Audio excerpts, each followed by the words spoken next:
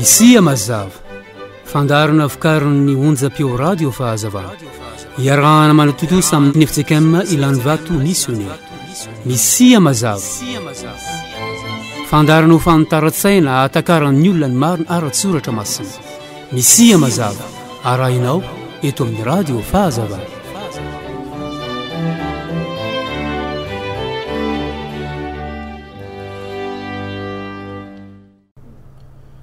Miara-panao ndray ry havana afaka mihoana eto amin'izao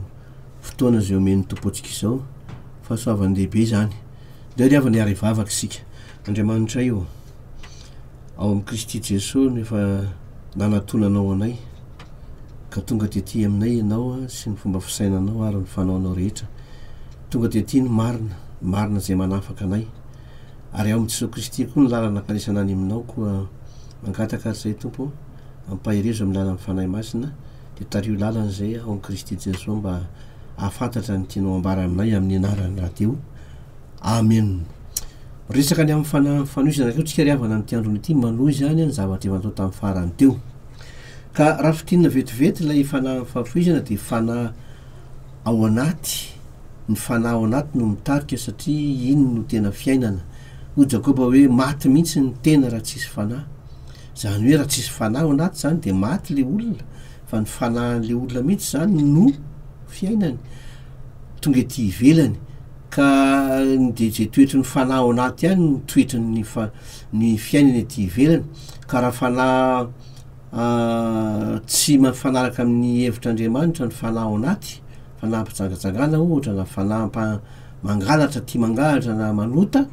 de zay lasa fiainan'le olona. Ko tsy maintsy miova fanahy anaty tsika zany ary nation saotra masina hoe zany fanovana fanahy ao anaty zany tena asan'Andriamanitra zany.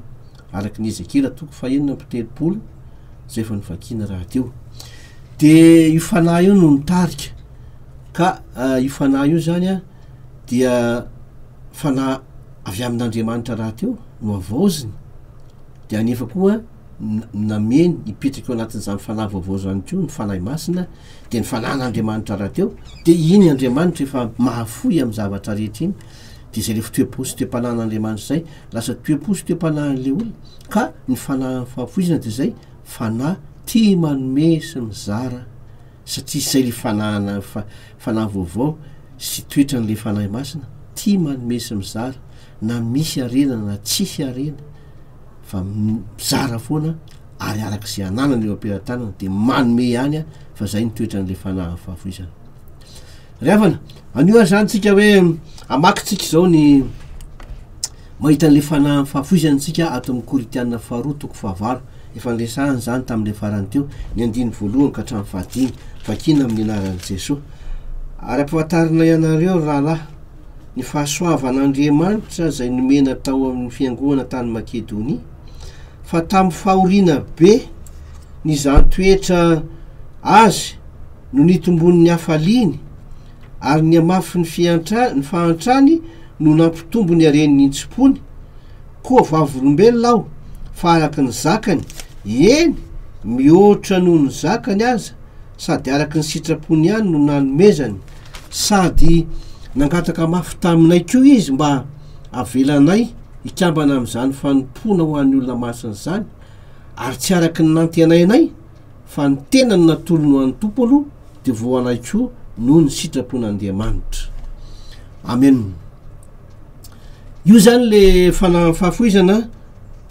ao amin'ny tao amin'ny Korintianina tao amin'ny Makedonianina azafady na ny atana amin'ny Paoly ny Korintianina mba hanao fanomezana sy hahafoy ho an'ny rahalahy zay tratry ny mosary be any Jerosalema tamin'ny fotoan'andro.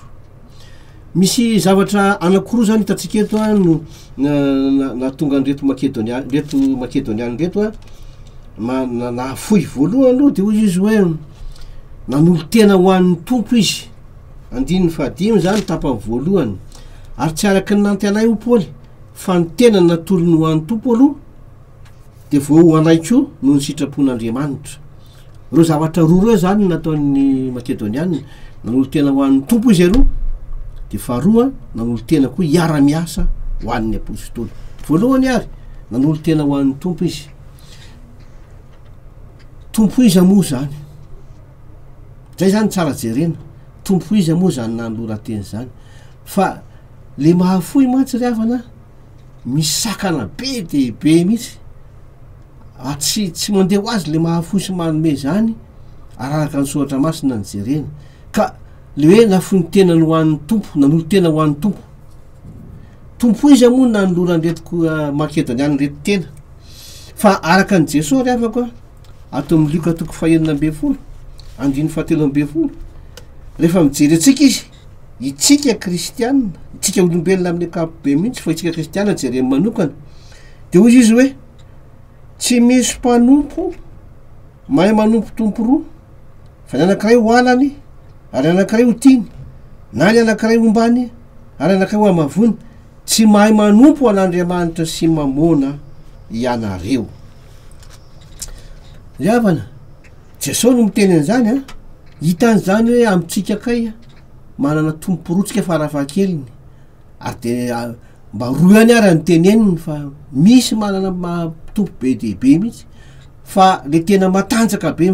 te hifaninana amin'Andriamanitra no resahany eto de i mamona efa ndresahana tany amin'ny toerakafo ty fa averina vetivety ny mamona zany ao amin'ny teny Hebreo fototra MN ny fototeny MN ka nidikan'le teny hoe MN tompoko de hoe azo antoka azo enkinana sy azo ametrahana fiainana men'Andriamanitra anara-tsamyrery non propre zany le arena tsy vola sy le falahy miaso anatiny ka ataony tahaka ny olona anankiray de nome anarany hoe mamona de satria MN zany azo antoka azo ankina fiainana misantoka ho azo antoka izy ho azo enkinana izy azo anenkinana fiainana izy de anara-maneso zany nilazany tompo azy hoe tsy mahay manompo an'Andriamanitra sy mamona ianareo fa tiana ampatsirovana fotsiny koa ny fototeny am'ty hoe amen ty fa io koa nge ny fototeny am'le teny hoe amena dikan'le amena tsika marina tokoa zany azo enkinana zany azo antoko zany ho tanteraka tokoa zany fa zany tokoa no izy zany hoe men'Andriamanitra anara-samy rery kanefa maneso an'le vola sy arena zany ilay izy ka misantoka ho azo enkinana ho amenina arak'izay mamona zay io zay matsika am'teny hoe nanolo tena ho an'ny tompo ny makedonianina fa tompo iza Jesosy mahita hoe misy tompo anankiroa zany faravakely ny aloha ny tompotompoko ato amin'ny baiboly de mibaiko zany hoe izy zany no mibaiko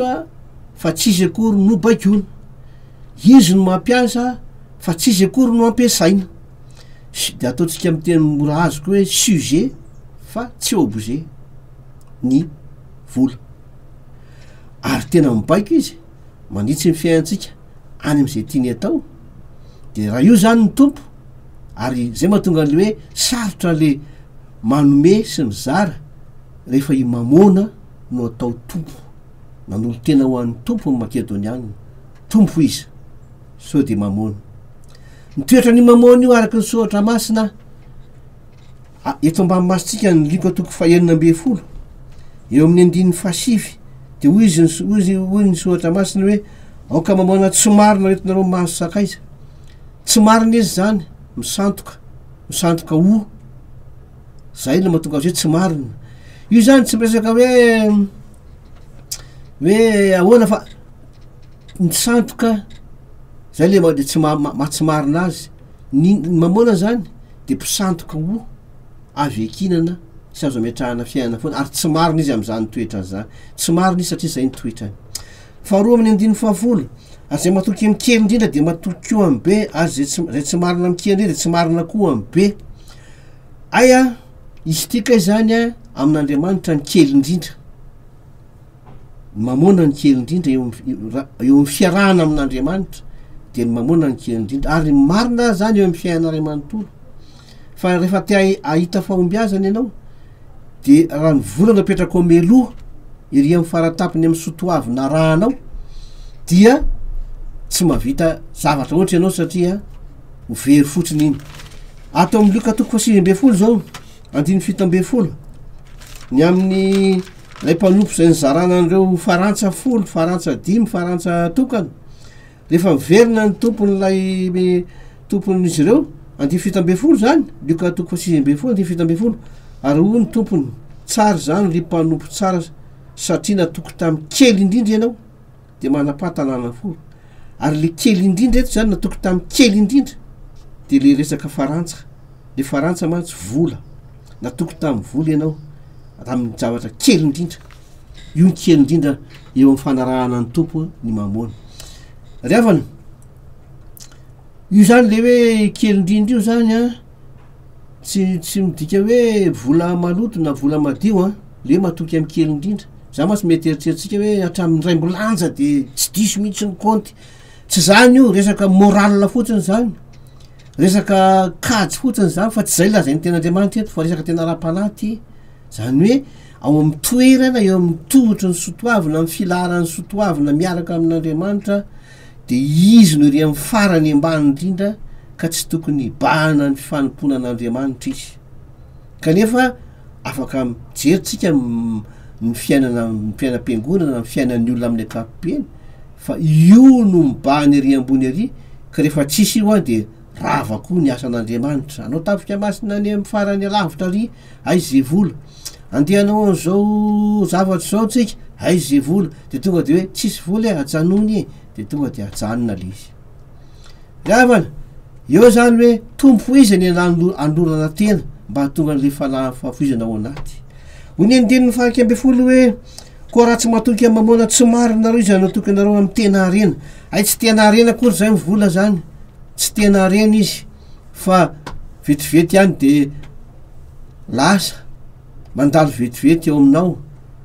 ary na de hoe mahay mitantana taky ninona azy ianao a tsy tena arena azahoana ny fahafianona ny vola voalaza ny andininy fa 17 ny andininy fa 12 azafady raha tsy matoky am'izay an'olo ianareo iza no anome anareo an'izay anareo aika izany le mamony tika izany tsy anao akory fa an'olo-kafa ozy izy ty teny ty hoe raha tsy matoky an'izay an'olo ianareo iza no anome anareo zay anareo de ny baiboly mamaly azy fa tsy an'Andriamanitra ny vola tsy any satana ny vola tsy anao ny vola faraka amy marika toko fa 12 andiny fa 13 ka hatramin'ny 17 marika toko fa 12 andiny fa 13 ka hatramin'ny 17 tsara raha vakinao zay fa malalaky ianao de any Kaisara kay ny vola sarin'izy io izy ary sonian'izy io any Kaisara izy androtsy Jesosy hoe ameo any Kaisara fa any Kaisara iny any fanjakana ny vola zany ka rehefa hovany ny lanjany a de miova koa ny lanjany de miverina ho taratasy fotsiny ihany iny takela iny taratasy eo am-pelatananao iny de tsisy heriny tsony rehefa manolo efa te hanova azy a ny mpitondra fanjakana any Kaisara ny vola fa tsy atsika akory ary ny baiboly de milaza fa raha te ho hita ho mahatoky ao amin'ny mamona satria zay mpifandrasian'le tompo sy mpanompo de hoe mahatoky fidelité zany ary teo matoky amin'ny mamona de takalo atakalo foana aiza ny takalo ny tiany anina de aiza ny takalo n'iny tsy misy zavatra fa de takalozina dolidoly zany fa atao amin'Andriamanitra kosa araka ny Joan toko fahatelo andiny fa 12 atao amin'Andriamanitra de ny fanomezana ihany sy ny fahafoizana ny mandeha Joan toko fahatelo andiny fa 12 toy izao ny tiavan'Andriamanitra nyzao toy izao nomeny ny zanany lahatokana nahafoiny ny zanany lahatokana tsy maintsy miova tompo zany tsika ary manolo tena ho azy raha te ahitan'izany fanahy fahafoizana zany no tonga ao amitsika fa io tompo anakiraha io tena lehibe mihitsy io ho de aro Jesosy no miteny an'izany amitsika tsy mahay manompo tomporoa an'Andriamanitra tsy mahay manompo tomporoa nareo tsy manompo an'Andriamanitra sy mamona ianareo gitany fa tena tompo mibaiko atsika io ary tena mamatotra atsika io kanefa io mihitsy nefany anakiray am'izay afoy anaovana ny asan'Andriamanitra anika manohitra mafy izy ka tsy maintsy miova fananaty tsika tsy maintsy mibebaka ary mitodika makany am'le tompony zao rehetra zao zay manome atsika an'le fahafahana fa rehefa mitodika any tsika de ahafahan'Andriamanitra ary afaka manao am'izay araky le fandresahana tamin'ny farany teo de hoe afaka manome malalaka ary tia manome mizara ny fotoana rehetra ary tena mpanome fa tsy manao etsika manome fotsiny satria baikoan'ny zava-misy a na baikoan'ny rafitra na baikoan'ny fanetanana fa tena toe-posy toe-panahy tena fiainana tena olona ao anaty mihitsy fanahy ao anaty a lay fanahy amin'ny fahafoizana.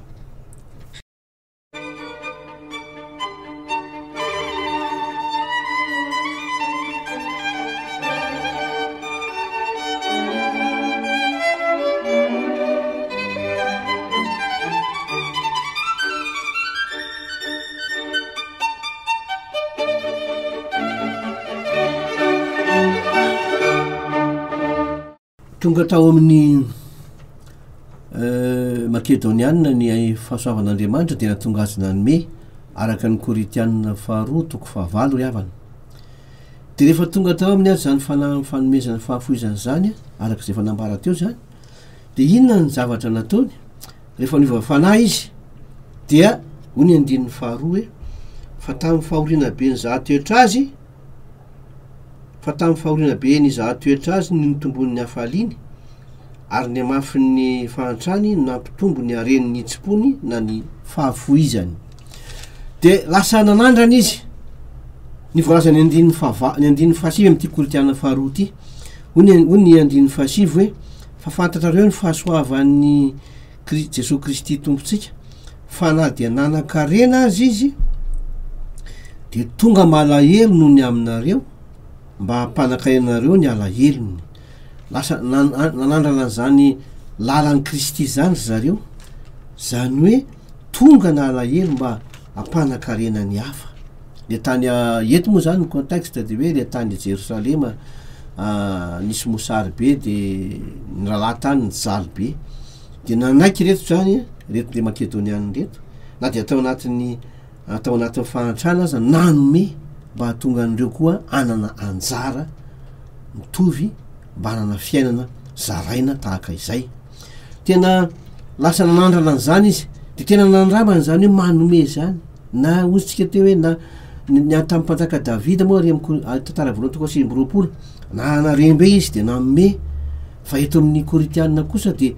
tsy nanana mihitsy ny makedonianina kanefa de nanome ihany satria fa zay mihitsy le olona ao anatiny, zay mihitsy le fanahy ao anatiny, le faly manome na kely na be eo ampelantanana de faly manome de takany Kristy ihany nanan-karena be nefa nanaiky ho malahelo mba hampanakainatsika ny alahelony araky ny filazany 5 iny. Dia rehefa niova fanahy izy a de faharoa izy a afaka nanome malalaka hoy ny 7 hoe koa vavolombelona aho fa araky ny zakany eny mihoatra noho ny zakany aza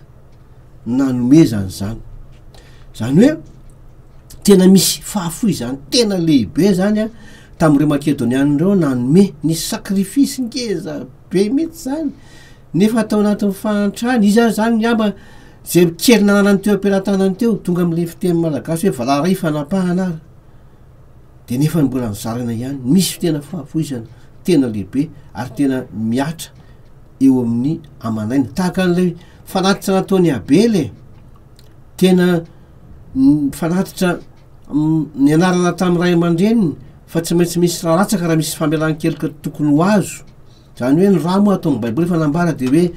aina ny dikany ka nisan'izay le fahafoizanaina tsy hoe maty akory fa fahafoizana fisainana sy eritreritra sy fananana io zany no nataony reto makedonianina reto. Ny tapany faharoa amin'ny 7 iny de hoe mihoatra noho zay zakany azy sady araka ny sitrapony ihany no nanomezany. Tena sitrapo zany io nanomezany io fa tsy notereny izy, tsy nifaritana ny adidiny fa tena nanome any sitrapo izy arak'izay nananany satria zay ny nananany de nomeny malalaka ary zany le hoe manome amin'ny fifaliana araky ny tenin'ny tompo fa tsy hoe mitsikitsiky fotsiny de faly azy zany de mandeha fotsiny de nga zany le manome amin'ny fifaliana efa nresantsika lavabe teo zany ny hoe le olona anaty efa le olona anatiny mihitsy lefa le manome mizara zay mihitsy le olona ao ka maty le olona raha vao tsy mizara, tena maty le olona anaty raha vao tsy mizara de misy fahafoiza tena be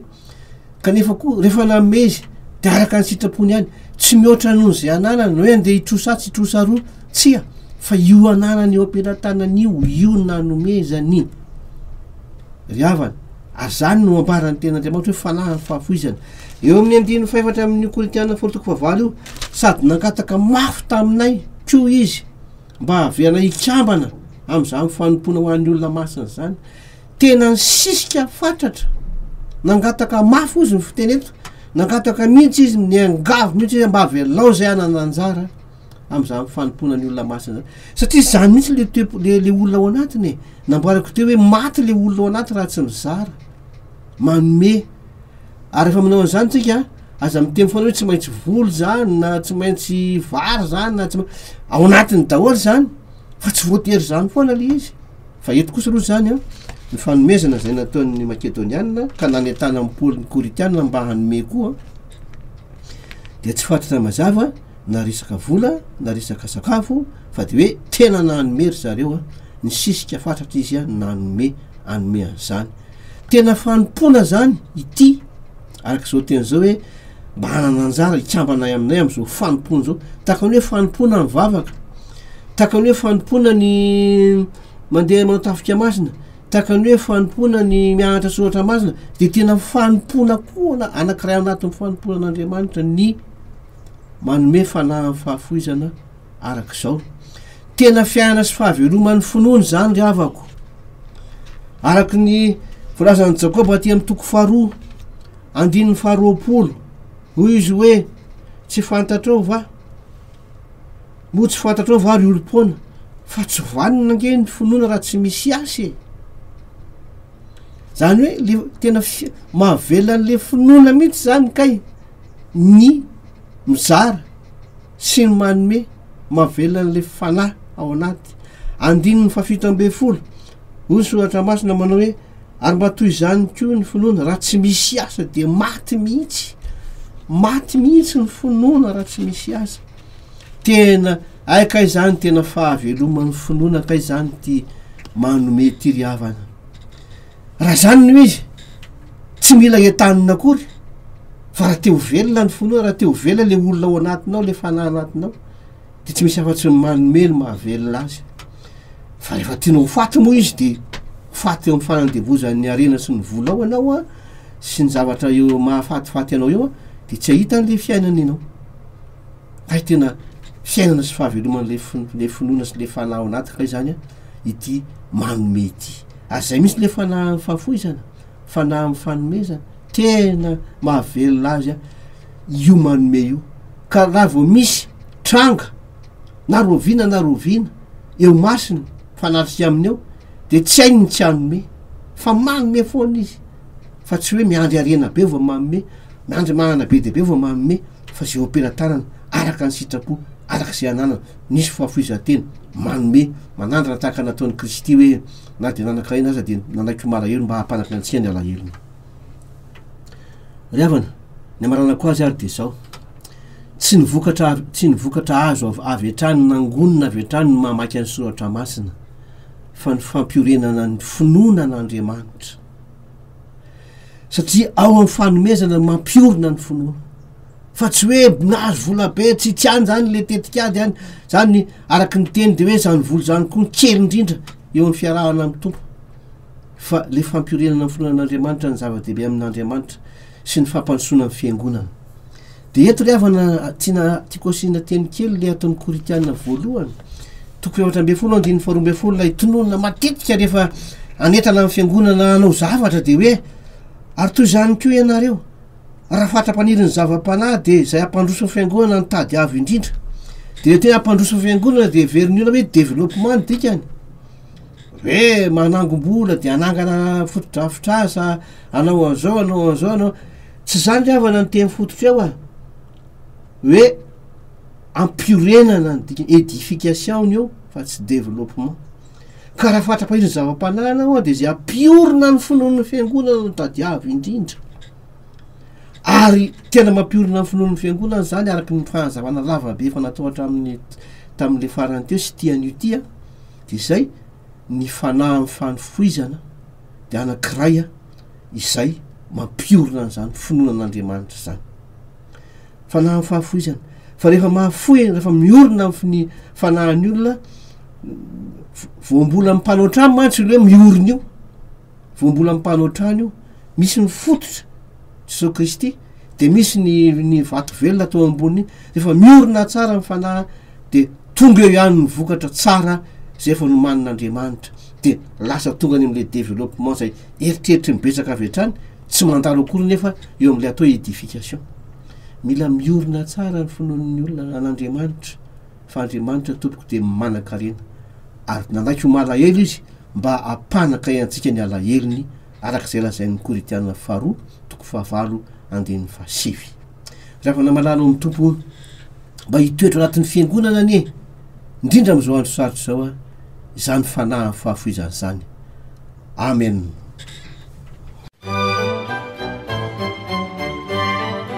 Misia mazava fandarana vokarin'ny onjam-peo radio fahazavana iarahana manototosa amin'ny FTKM Ilan'ny Vato missionnaire. Misia mazava fandarana ho fanotaran-tsaina atakaran'ny olona ny marina ara-tsoratra masina. Misia mazava arahinao eto amin'ny radio fahazavana.